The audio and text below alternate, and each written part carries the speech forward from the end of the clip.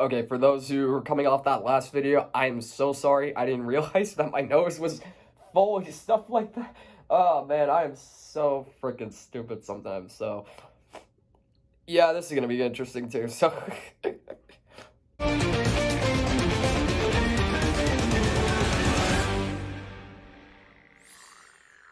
how is everyone doing today, guys? My name's T-Codes, and got another episode of Amphibia. This is episode 43B, Adventures in Catsitting, which is a nice little homage to Adventures in Babysitting, which is also a Disney channel film, I should say. So, nice little homage to it, and yeah, this is a fun episode. It's not too insane in terms of like the plot. It's really just simply an adventure in cat sitting. And so, yeah, that's kind of the whole gist of this episode. So, let's get into it. So, the whole thing begins with I kind of found this funny. It's with Domino the cat, who is getting up. She's doing cat things.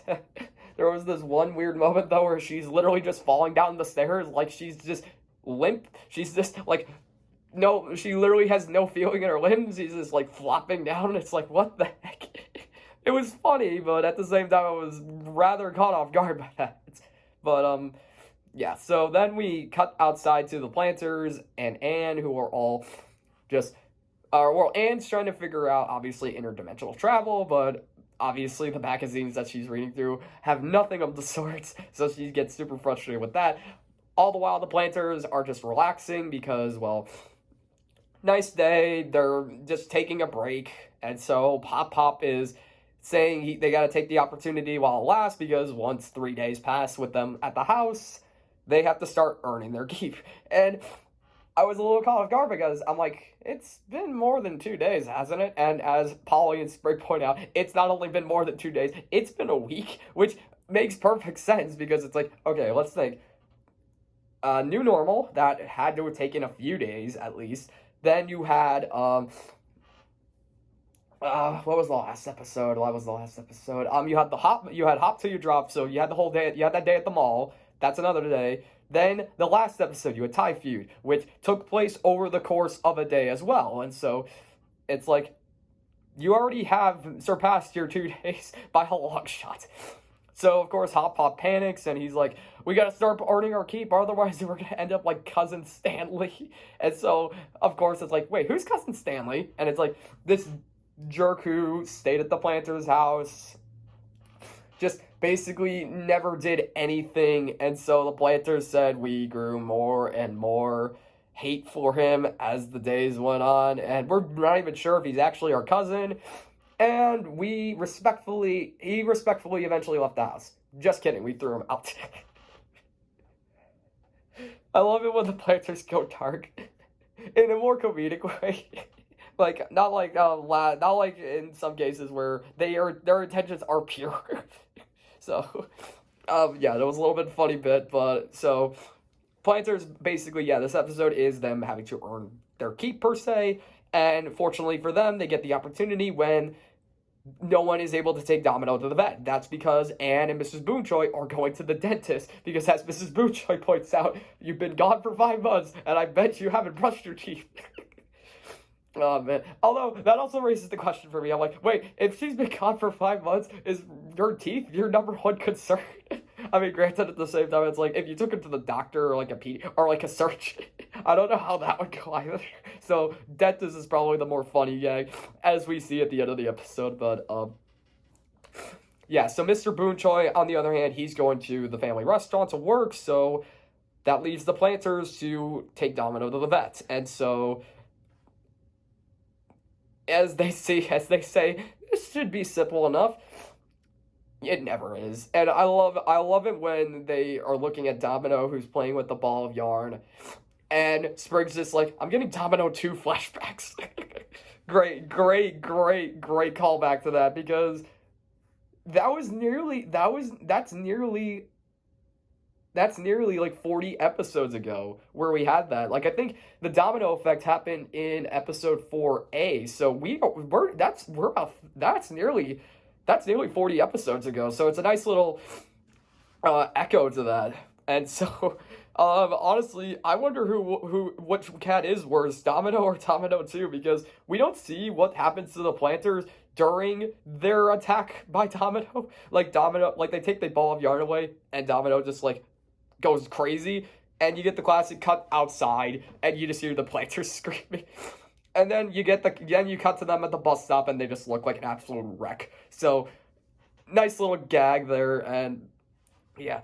So again, everything seems to be going smoothly after that, with Hop Hop even impersonating the beeping sound of the swiping of the card to get on the bus. That was both rather very, very weird, but also very creative. So they get on the bus, but unfortunately for them, they don't realize that a bus goes much faster than probably the bus that they rode in Newtopia. So Hop Hop, desperately trying to make sure him and his family don't get, like, squashed at the back window, whips out his tongue, and unfortunately for him, he accidentally tongues everyone on the bus, thus forcing them to get kicked out, although he tried to use the code phrase that Anne told him to say if they needed to get out of a situation, and that is like, boy, I sure can use some coffee.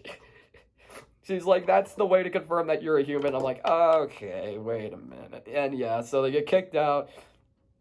But Sprig and Polly are like, okay, well, let's call Mr. Boonchoy. Like, they have their own cell phones, so they're like, let's call Mr. Boonchoy. But Hop Hop's like, nope, we are not doing that. We are going to do this by ourselves to earn our keep, because we are the Plantars, and we are going to do it. And so, as they work their way there, they run through some chaos. Like, Sprig gets attacked by some people on scooters. They have to climb up a very steep hill, which I thought was kind of clever. And then there's a herring that shows up, but even though it's much smaller than the herrings that they see in Amphibia, it still tries to attack them. Very funny. But yeah, they eventually make it to the vet, and I love this. They do the Kirby victory dance at the, like, if you have any play any of the Kirby games, like,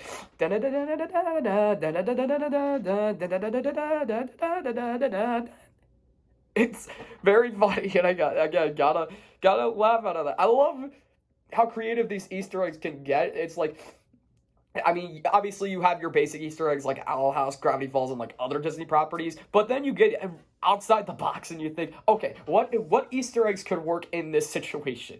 And so the nice little victory dance was cool. So they go into the vet. The veterinarian inspects Domino, and then ask if the Plantars have any questions, and so the Plantars, being super curious, ask a bunch of frog-related questions, and unfortunately for them, they don't get any of the answers, and eventually they leave. But two things happen. One is, as they're leaving, Domino escapes, and Sprig decides, this one person who had a pet frog, he's like, I'm gonna take that guy. And like in the trailer, remember you see the scene where Sprig is setting a frog down on the sidewalk. That's the exact same frog, and it's like, okay, that's a nice little seed, but obviously that doesn't happen yet because they have to figure out how to get Domino. And so at first, they're trying to retrace their steps, but eventually Sprig is like, yep, we're going to call Mr. Boonchoy. But Hop Hop, being stubborn, doesn't want to. He attacks Sprig and Polly, but unfortunately for him, Sprig is able to get the word out to Mr. Boonchoy. Mr. Boonchoy tells him, if Domino has escaped, then she's probably going to find Shawarma. Another great little Easter egg, which is the event. I mean, possibly an Avengers callback. I mean, anyone who's heard the word Shawarma probably will think of Avengers. I mean, that's kind of what I thought. So they run to the Shawarma place. There's also this funny little bit where Polly gets a dead possum, and she's trying to run with it, and Hop Hop tells her to drop it, and Polly's like, but his face is resting in a very scary way. It's like, what the freaking heck, man? But yeah, so they get to the shawarma place, and sure enough, Domino is there, and so they figure, okay, how do we get her out of there? And so Hop Hop was like, well, there's a fire alarm there, so I'm gonna impersonate the fire alarm, and there's also another great little, my time has come. Great. I love these. I love those Easter eggs. But yeah, so Pop-Up impersonates the fire alarm. People start flooding out, except for this one person who's like, yeah, I'm still waiting for my order. And the guy at the counter is like, is the order more important than your life, Karen? And then I love her response. She's like, "My name is Emily, but fair points." It's great. It's great. So the Plantars go in. They have a little bit of a chase sequence with Polly pretending she's a ball of yarn, and she rolls out of the shawarma restaurant with Domino furiously on her tail, and so they're able to get Domino back in the cage. Mr. Boonchoy shows up on the moped, family gets on, and they drive off. But Hop Pop thinks they screwed up because, well, they had to call him for help, and thus kind of makes him a bit of a liability, but Mr. Boonchoy reassures them that that's not the case because, well, considering the fact that the Plantars took Anne in and took care of her for 5 months, that is more than enough for the Plantars to be. I mean, it's like, I love Mr. Boonchoy's, like, the way he looks at them, the way there was a line, he's like, you don't owe us anything. You'll never owe us anything. It's like, he didn't even have to say, like, you brought our daughter home. Like, it's like, our daughter is safe and alive because of you. Like, he talked about, yeah, you took care of her, but it's just, like, the look on his face, it's like, it says it all. It's like, yeah, it's like, they earned more than enough of their keeps. So I like that. I mean, it's really touching. It's a really touching moment between Mr. Boonchoy and the Plantars. So yeah. But okay, so they eventually get home, and Anne, who apparently had 8 cavities and cricket legs in her teeth. I question both.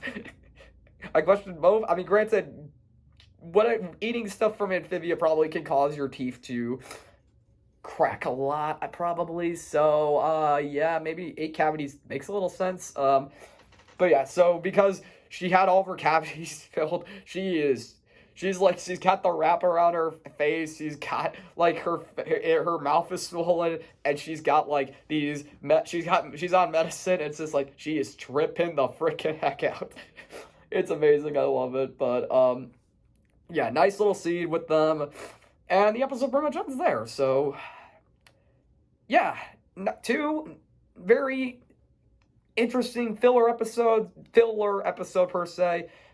I like the lessons that both taught. I liked the Easter eggs in both. There were some good jokes here and there too.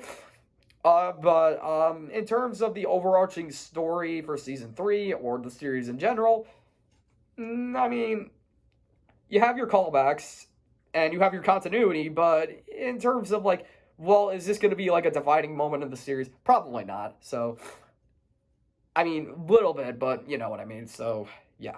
All right. Yeah, that's all I got for that one. So, thank you all for watching. If you liked it, leave a like. If you want to leave a comment, leave a comment. And if you want to subscribe.